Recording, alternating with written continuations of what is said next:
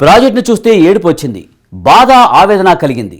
ఇంత విధ్వంసానికి బాధ్యులను ఏం చేయాలి? కేంద్ర ప్రాజెక్టును వారు చెప్పినట్లు చేయకుండా, వినకుండా రివర్స్ టెండరింగ్ అంటూ నిర్వహించి గోదాట్లో ముంచేయడం ద్రోహం కాదా? జగన్ కారణంగానే పోలవరం సర్వనాశనమైంది.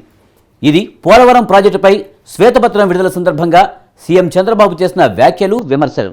అంతేనా, పలు ముఖ్యమైన అంశాలను ప్రస్తావించారు ఆంధ్రప్రదేశ్ ముఖ్యమంత్రి.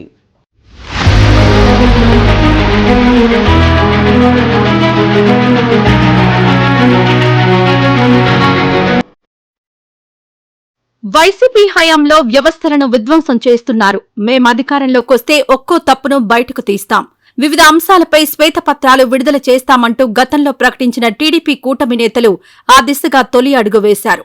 ఆంధ్రప్రదేశ్ జీవనాడిగా పిలిచే పోలవరం ప్రాజెక్టుపై శ్వేతపత్రం విడుదల చేసింది ఏపీ ప్రభుత్వం.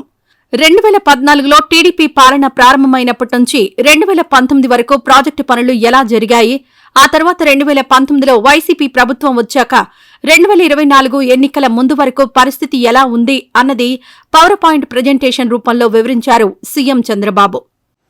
ఈ ప్రాజెక్టు ప్రొఫైల్ ఒకసారి మనం చూస్తే 194 టీఎంసీ నీళ్లు నిలవబెట్టే పరిస్థితి ఉంది. 322 టీఎంసీ నీళ్లు సద్వినియోగం, అంటే ఇప్పుడుండే కెనాల్స్ అన్ని ఉపయోగించుకుంటే.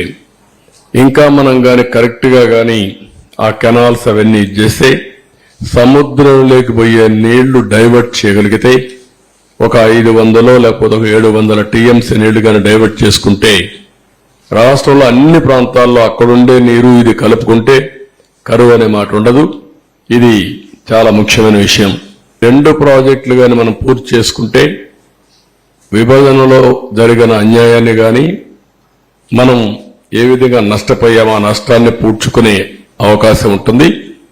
పోలవరం ప్రాజెక్టు కూడా విభజన చట్టంలో నేషనల్ ప్రాజెక్టు చేసి కేంద్రం నిధులు ఇవ్వడానికి ముందుకు వచ్చినటువంటి ప్రాజెక్టు ఇది. నదుల అనుసంధానానికి గుండె పోలవరం. ఇటువంటి పోలవరానికి జగన్ ఒక శాపంగా మారాడు. మాజీ సీఎం వైఎస్ జగన్ కారణంగానే పోలవరం ప్రాజెక్టు సర్వనాశనమైందన్నారు సీఎం చంద్రబాబు. ఈ విధ్వంసం కారణంగా వేలాది కోట్ల రూపాయల నష్టం సంభవించిందన్నారు.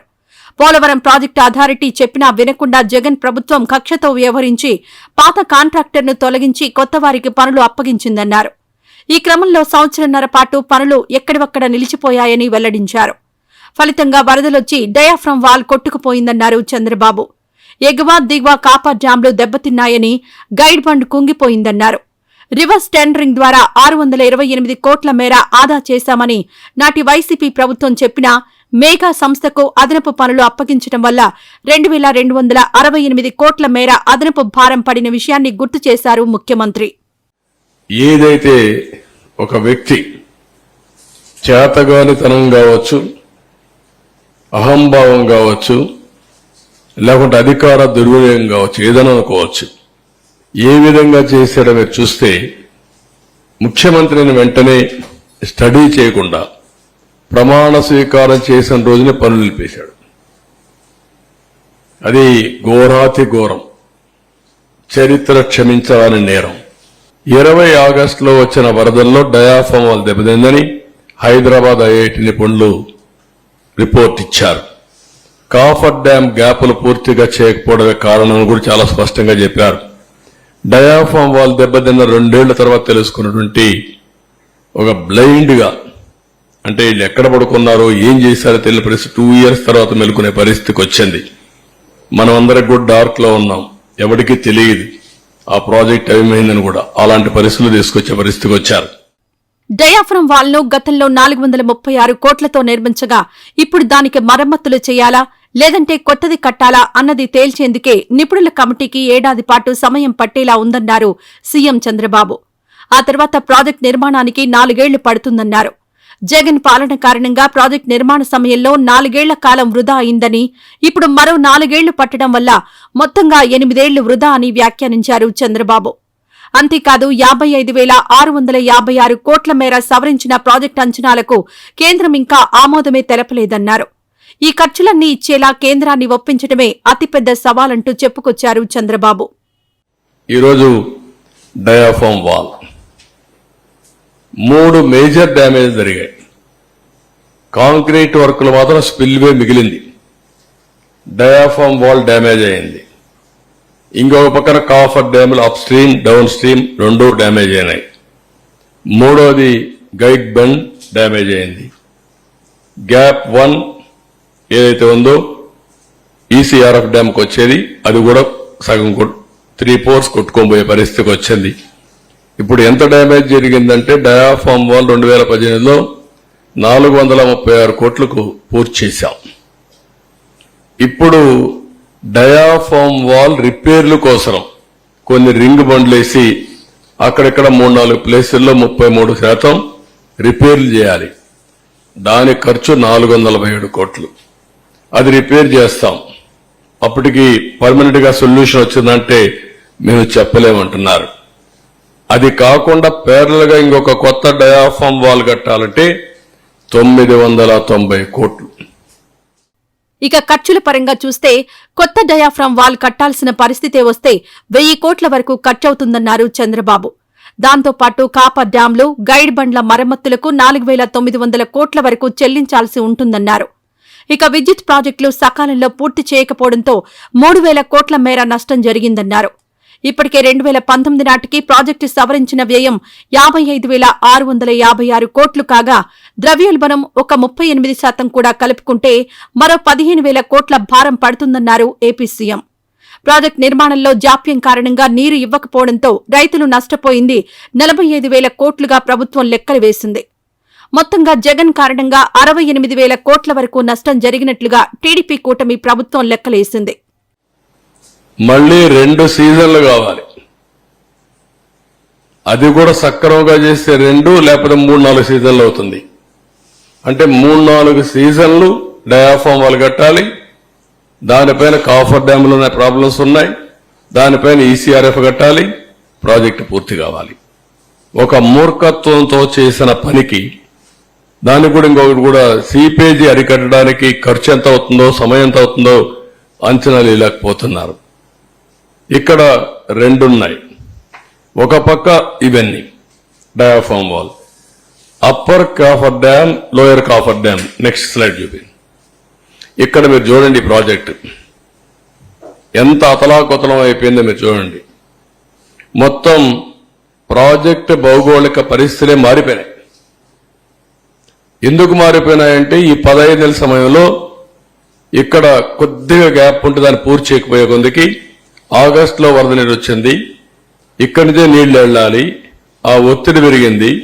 కిందికి నీళ్లు వచ్చినప్పుడు సునామీ మారిగా సుడుగులు తిరగడం మొదలుపెట్టింది. దాంతో కింద నుండే ఇసుకంతా లాగేసి కొట్టుకుపోయే పరిస్థితికి వచ్చింది.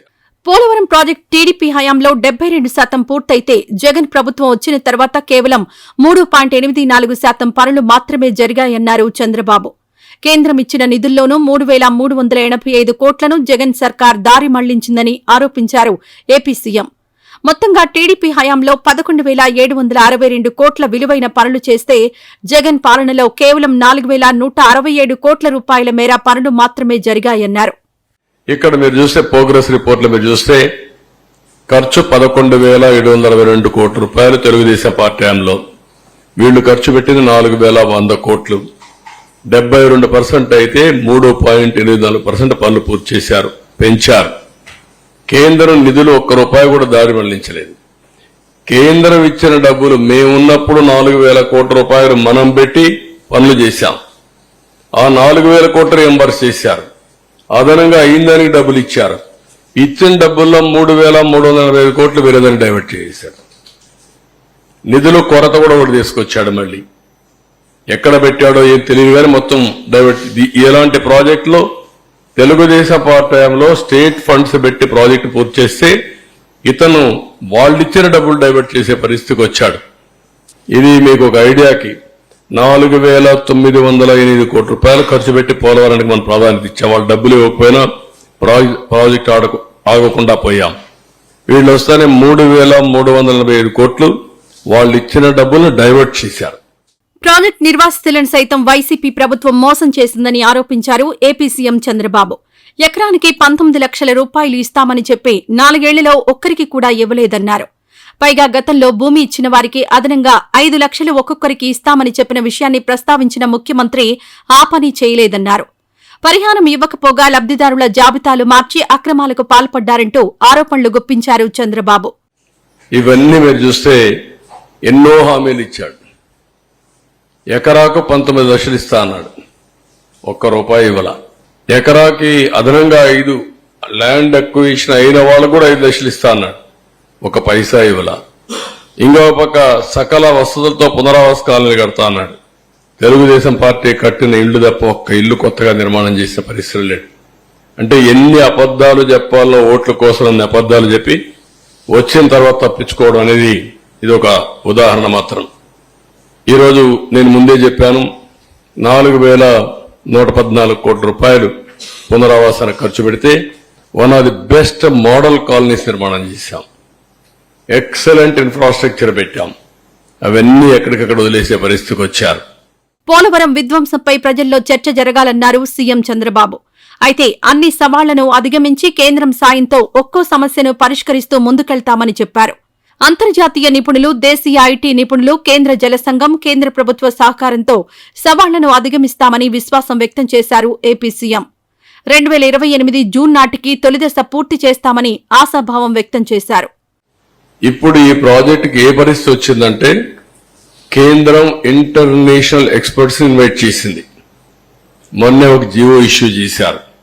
అమెరికా నుంచి 2, కెనడా నుంచి 2 ఎక్స్పర్ట్స్ ని పెట్టి ఎవ్రీ మంత్ 10 days ఇక్కడ ఉండి ఏ అధ్యయనం చేసి రికమెండేషన్లు ఇమ్మని, ఎట్లా కాఫర్ డ్యామ్ని రెక్టిఫై చేయాలి, డయాఫామ్ వాల్ ఏ విధంగా ఇచ్చేయాలి, ప్రాజెక్ట్ యొక్క సేఫ్టీ ఏంటి, వాళ్ళందరితో రికమెండేషన్లు తీసుకుని ముందుకు వాళ్ళని ఉద్దేశంతో పిలిచారు.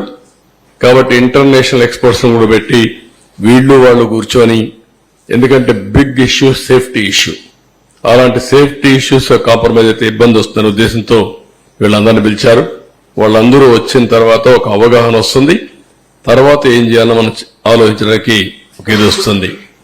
ఈ ప్రాజెక్ట్ ని పూర్తి చేయాలంటే, తొందరగా పూర్తి కావాలంటే ఈ పనులన్నీ కావాలి అని ఒక పద్ధతి ప్రకారం అట్ వన్ స్టేజ్ చాలా చర్చలు జరిగాయి.